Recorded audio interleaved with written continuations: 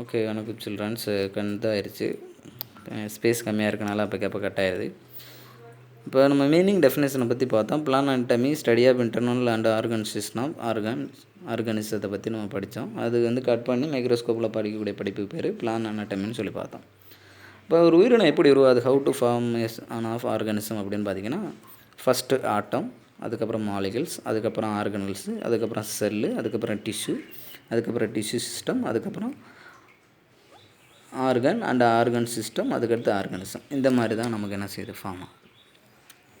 சரி, இதில் நம்ம என்னென்ன பார்க்கலாம்னா, செல்லுங்கிறது it is a basic unit of all living organism அப்படின்னு தெரியும்.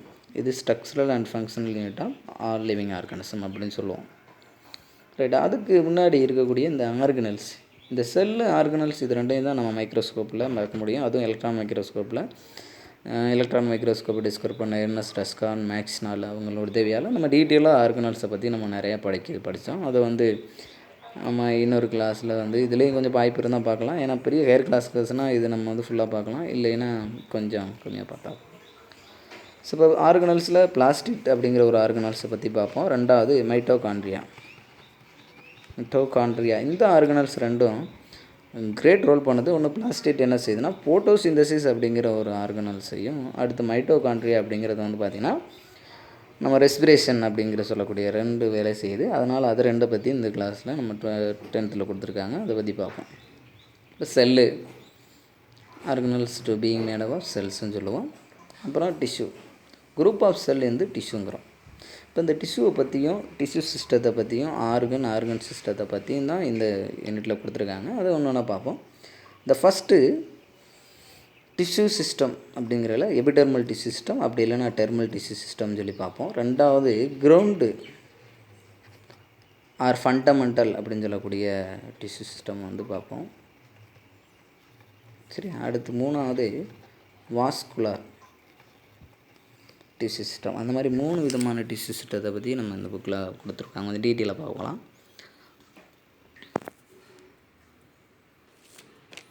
சரி, ஃபஸ்ட்டு டிஷ்யூ அப்படிங்கிற பற்றி பார்ப்போம்.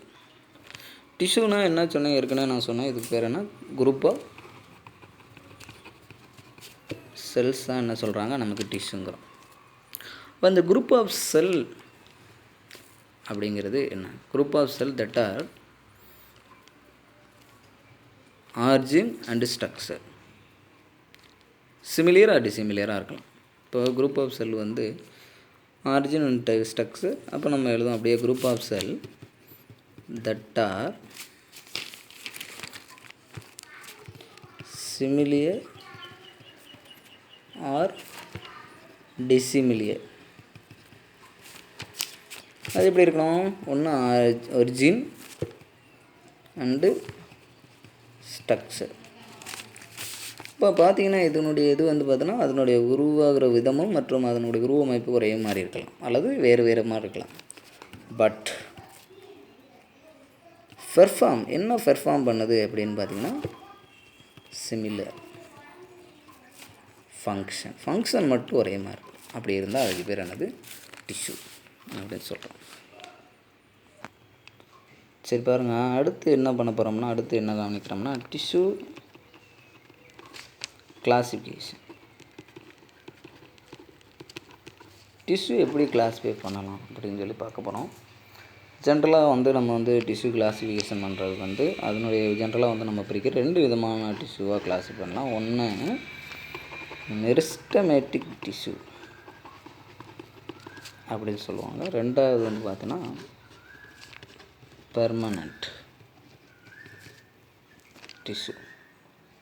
ஸோ இப்போ இது ரெண்டுக்குமே வேறுபாடு இருக்குது. இதுதான் ஜென்ரலாக நம்ம கிளாஸிஃபை பண்ணக்கூடிய டிஷ்யூ சிஸ்டம், மெரிஸ்டமேட்டிக், இன்னொன்று பெர்மனண்ட் டிஷ்யூ சிஸ்டம். இப்போ நம்ம பார்த்தோன்னா ஃபஸ்ட்டு மெரிஸ்டமேட்டிக் டிஷ்யூனா என்ன பார்ப்போம். சரி, மெரிஸ்டமேட்டிக் டிஷ்யூ அப்படிங்கிற டிஷ்யூ, மெரிஸ்டஸ் அப்படிங்கிற ஒரு வார்த்தையிலேருந்து தெரிவிடானது. அப்படின்னா என்ன, மெரிஸ்டாஸ் அப்படின்னா என்ன அர்த்தம்னா டிவிசபிள் அப்படின்னு அர்த்தம். That mean by continuous state of cell divisions till occur in end of life. அதனுடைய வாழ்நாள் ஃபுல்லாக பார்த்தோன்னா டிவைட் ஆகிக்கிட்டே இருக்கும் அப்படின்னு அர்த்தம். சரி, இந்த மெரிஸ்டமேட்டிஸ் மெரிஸ்டாஸ் அப்படிங்கிற வார்த்தையை ஃபஸ்ட்டு காயின் பண்ணவர் யாருன்னு பார்த்தீங்கன்னா சி நெக்லி. இவர் நிறைய ரோல் பண்ணியிருக்காரு நம்ம பிளான் அனாட்டமியில், ஸ்பெஷலி இன் டிஷ்யூவில். சைலத்தை இது பண்ணவரும் அவர் தான். இது மாதிரி நிறையா சொல்லிட்டே போகலாம். சரி, இவர் வந்து மெரிஸ்டாஸ் அப்படிங்கிற வார்த்தையிலேருந்து டெலிவரி ஆகுது. ஸோ இதனுடைய கேரக்டர் என்ன? மெரிஸ்டமேட்டிக் டிஷ்யூடைய ஃபஸ்ட்டு என்னென்ன பார்க்க போகிறோம்னா அதனுடைய கேரக்டர். என்னென்ன கேரக்டர்ஸ் இருக்குது மெரிஸ்டமேட்டிக் டிஷ்யூனால் என்ன, எப்படி கேரக்டர் இருக்கும், அதனுடைய செல் கேரக்டர். அடுத்து வந்து பார்த்தோன்னா கிளாஸிஃபிகேஷன், எப்படிலாம் இதை வந்து வகைப்படுத்தலாம், கிளாஸிஃபை பண்ணலாம் அப்படின்னு பற்றி பார்ப்போம். மூணாவது என்ன பண்ண போகிறோம்னா இதனுடைய ஃபங்க்ஷன். ஸோ அதில் வந்து பார்த்தோன்னா ஸ்ட்ரக்சர் எல்லாமே வந்து வந்துடும். ஸோ ஃபஸ்ட்டு கேரக்டரை பற்றி பார்ப்போம். ஃபஸ்ட்டு என்னென்ன கேரக்டர் இது எடுத்துக்குதுன்னா, இது first round, oval or rectangular in ஷேப்பாக இருக்கலாம். ஐசோ டயமெட்ரிக் இன் நேச்சராக இருக்கும். இப்போ ஐசோ டயமெட்ரிக் ரவுண்டாக இருக்கலாம், ஓவலாக இருக்கலாம், ரெக்டாங்குலராக இருக்கலாம். இது மாதிரி இந்த மாதிரி நிறையா ஷேப்பில் இருக்குது. சரி, அடுத்து இது என்ன சொல்கிறாங்கன்னா, இது continuous state of cell division, இம்மெச்சூராக இருக்கும். பெரும்பாலுமே வந்து பார்த்தோன்னா மெரிஸ்டமேட்டிக் டிஷ்யூ வந்து இம்மெச்சூராக தான் இருக்கும். அதுவும் வந்து பார்த்தோன்னா டிவிசபிள். அப்படின்னா என்ன அர்த்தம், ஆல்ரெடி சொல்லியிருக்கேன், it is continuous state of cell division in occur. அடுத்து செல் வால் எப்படி இருக்குன்னா தின்னாக இருக்கும், எலாஸ்டிக்காக இருக்கலாம். இந்த செல் வால் எதனால் ஆனதுன்னு பார்த்தீங்கன்னா செல்லுலோஸ் அப்படிங்கிற ஒரு காம்போனண்ட்டால் மேலே போயிருக்கும். செல்லுலோஸுங்கிறது ஜென்ரலாகவே தெரியும், இட் இஸ் செகண்டரி திக்கனிங் அப்படின்னு சொல்லக்கூடியது. ஓகே, அடுத்து நியூக்ளியஸ் நல்லா ப்ராமினண்ட்டாக இருக்கும், விசிபிளாக தெரியும். அடுத்து வந்து பார்த்தோன்னா டென்ஸ் சைட்டோபிளாசம், லார்ஜ் நியூக்ளியஸ். இது ஒரு சைட்டோபிளாசம் வந்து டென்ஸ் அப்படின்னு சொல்லுவோம். அப்படின்னா என்னது, நல்லா அடர்த்தியாக இருக்கும். Dense cytoplasm and large nucleus, அதான் பிராமின நியூக்ளியஸ் அப்படின்னு சொல்கிறோம். அடுத்து எடுத்துக்கிட்டிங்கன்னா இதனுடைய இது கேரக்டரில் இப்போ ஒவ்வொன்றா பார்த்தா இம்மெச்சூராக இருக்கலாம் அப்படின்னு சொல்லி continuous state of cell division சொல்லி பார்த்தோம். அடுத்து க்ளோஸ்லி அரேஞ்சாக இருக்கும், பெரும்பாலும் வித்தவுட் இன்ட்ரெஸ்டெல்லாம் ஸ்பேஸாக இருக்கும். Closely arrange. இன்ட்ரோசெல்லார் ஸ்பேஸஸ் வந்து இன்டர்செல்லுலார் ஸ்பேஸ் வந்து கொஞ்சம் கம்மியாக இருக்கும்.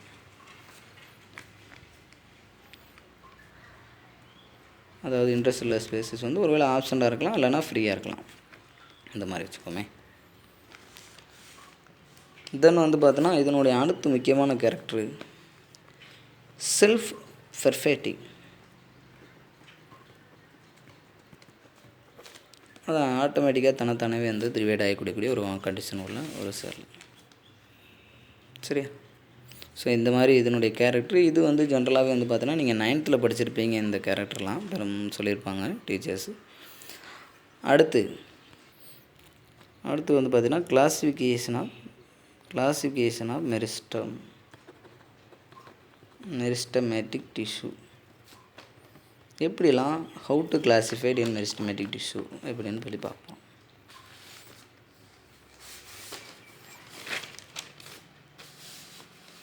மெரிஸ்டமேட்டிக் வந்து நம்ம வந்து வேரியஸ் பிளேஸை வச்சு கிளாஸிஃபை பண்ணலாம். ஒன்று ஃபஸ்ட்டு பொசிஷனை வச்சு பண்ணலாம். ஒன்றுனா பார்ப்போம். பொசிஷன்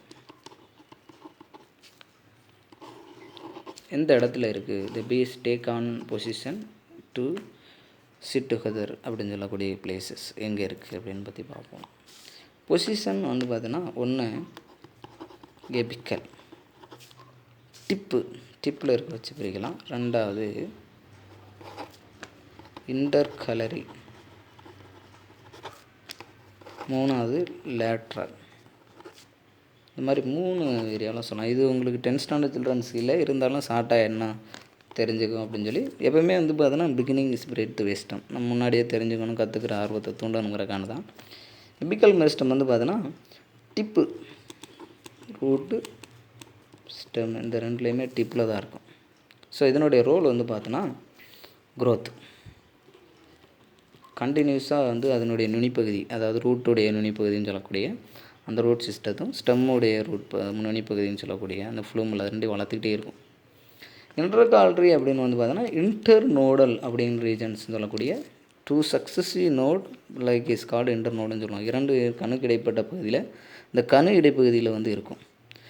இது பெரும்பாலும் வந்து பார்த்தோன்னா இன்டர் நோடு வந்து மோனோகாட்டில் அந்த பார்த்திங்கன்னா நெல் வந்து ஒரு நெல் இருக்கும், அது வந்து பார்த்தீங்கன்னா வைப்பாங்க. அடுத்து நிறையா நெல் வந்து தாள்கள் உருவாகிற காரணம் இந்த இன்டர்நோடல் எலாங்குவேஷன் தான். அப்போ அந்த மோனோகாட்டில் பெரும்பாலும் இருக்கும். அடுத்து லேட்ரல். இப்போ ஒரு தாவரம் மேலே வளர்ந்ததுக்கப்புறம் அதுக்கப்புறம் வந்து பார்த்தீங்கன்னா நிறையா மரமாக உட்டாக கடினமாக மாறுறதுக்கு இந்த லேட்ரல் மெரிஸ்டம். இது வந்து பார்த்தோன்னா லாங்டுனிக்கல் ஆக்சிஸ் அப்படின்னு சொல்லக்கூடிய அந்த ஆக்சிஸில் இருக்கும். பெரும்பாலும் லேட்ரல் மெரிஸ்டம் வந்து பார்த்தோன்னா இங்கே தான் வந்து பார்த்தோன்னா செகண்டரி திக்னிங் சொல்லக்கூடிய வாஸ்குலர் கேம்பியமும் இன்டர்ஃபேசிகுலர் கேம்பியம் அப்படின்னு சொல்லக்கூடிய கேம்பியம், கார் கேம்பியம் அப்படின்னு சொல்லக்கூடிய ஃபெலோஜன், அது எல்லாமே இங்கே தான் டெவலப் ஆகுது. முக்கியமான ரோல் வந்து பார்த்தோன்னா செகண்டரி திக்கனிங். ஓகே, ஸோ இது வந்து நீங்கள் பெரிய கிளாஸில் வரும்போது அதனுடைய இதை பற்றி டீட்டெயிலாக படிக்கலாம். ரெண்டாவது ஆரிஜின் எப்படி உருவாது, அதனுடைய ஆரிஜினை வச்சு பார்க்கலாம். ஒரிஜினை வச்சு பார்க்கலாம். ஒன்று வந்து பார்த்தோன்னா பிரைமரி கேம்பியம், இன்னொன்று வந்து பார்த்தோன்னா செகண்டரி கேம்பியம் அப்படின்னு சொல்லுவோம். 2 இருக்குது. அது வந்து பொசிஷன். ஆனால் அங்கே ஆரிஜின் வந்து பார்த்தோன்னா புரோட்டோட்டம் அப்படின்னு சொல்லக்கூடிய அதுன்னு சொல்லலாம். ரெண்டாவது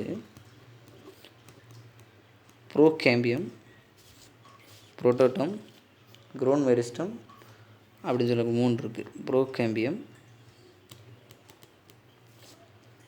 புரோட்டோட்டம், இன்னொன்று வந்து பார்த்தோன்னா க்ரோன் மெரிஸ்டம். இப்போ புரோட்டோட்டம் அப்படின்னு வந்து பார்த்தோன்னா எங்கே இருக்குதுன்னு பார்த்தீங்கன்னா பெரும்பாலும் எபிடெர்மல் டிஷ்யூ சிஸ்டம் அப்படின்னு சொல்லக்கூடிய அந்த டிப்பு எபிடெர்மல் அப்படிங்கிற அவுட்டர் மோஸ்ட் கவரில் give rise to epidermal tissue சிஸ்டம்னு சொல்லுவோம். ப்ரோகேம்பியம் வந்து பார்த்தோன்னா கிவ் ரைஸ் டு இங்கே இன்னொன்று பண்ணலாம் give rise to epidermal tissue system. இங்கே வந்து பார்த்தோன்னா give rise to vascular cambium.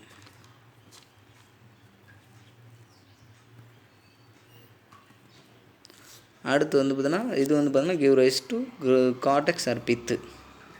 இங்கே வந்து பார்த்தோன்னா give rise to cortex and pith. இந்த மாதிரி இடத்துல வந்து இதனுடைய முக்கியமாக அதனுடைய ஆரிஜின் இங்கே உருவாகிற இடத்துல ஃபுல்லாக இந்த கேம்பியம் இந்த மாதிரி மெரிஸ்டம் என்டிட்டிஸ் டெவலப் ஆகும். ஸோ அதே மாதிரி இது வந்து இன்னொரு பிரிக்கலாம். நமக்கு ப்ரைமரி கேம்பியம் அண்டு செகண்டரி அப்படின்னு சொல்லக்கூடிய 2 தான் பிரிக்கலாம். அதே மாதிரி இன்னொன்று வகை இருக்குது. இது மாதிரி டீட்டெயிலாக நீங்கள் பெரிய கிளாஸ்லாம் பிளைன் ஆஃப் ஆக்சிஸ் அதனுடைய ஆக்சிஸை வச்சு பிரிக்கலாம், எப்படிலாம் வந்து அதனை டிவைட் பண்ண முடியும் அப்படின்னு. அதில் வந்து பார்த்தோன்னா first plate axis or file mass இந்த மாதிரி 3 தான் பிரிக்கலாம். மாஸ், ஃபைலு, அடுத்து பிளேட், இந்த மாதிரி 3 செக்ஷனை வச்சு நம்ம பிரிக்கலாம். மாஸாக குரூப்பாக இருக்கக்கூடிய செல்லு, ஃபைல் இருக்கக்கூடிய அந்த இடத்துல இது எம்பிரியோ டெவலப் ஆகும்போது, அடுத்து இங்கே டிக் இருக்கும்போது அதே மாதிரி பிளேட்டுங்கிறது வந்து பார்த்தோன்னா லேட்ரல் ஆக்சிஸ் திக்கனிங்கை வச்சு பிரிக்கலாம். அந்த மாதிரி வேரியஸ் ஆஸ்பெக்டில் நம்ம வந்து என்ன செய்யலாம், கிளாஸிஃபை பண்ணலாம். ப்ரைமரி அப்படின்னு சொல்லி பார்த்தீங்கன்னா ஃபஸ்ட்டு இயர்லியர் எம்பிரியோ டெவலப்மெண்ட். அப்போ மெரிஸ்டமேட்டிக் டிஷ்யூ உருவாகும் போது அந்த இயர்லியர் எம்பிரியோன்னு சொல்லக்கூடிய அந்த தாவரங்கள் வளரும் போது உருவாகக்கூடிய மெரிஸ்டமேட்டிக் டிஷ்யூ. செகண்டரி அப்புறம் லேட்டரில் வந்து அந்த டெவலப் ஆகி நல்லா டெவலப் ஆகக்கூடிய இதில் வந்து பிரிக்கலாம்.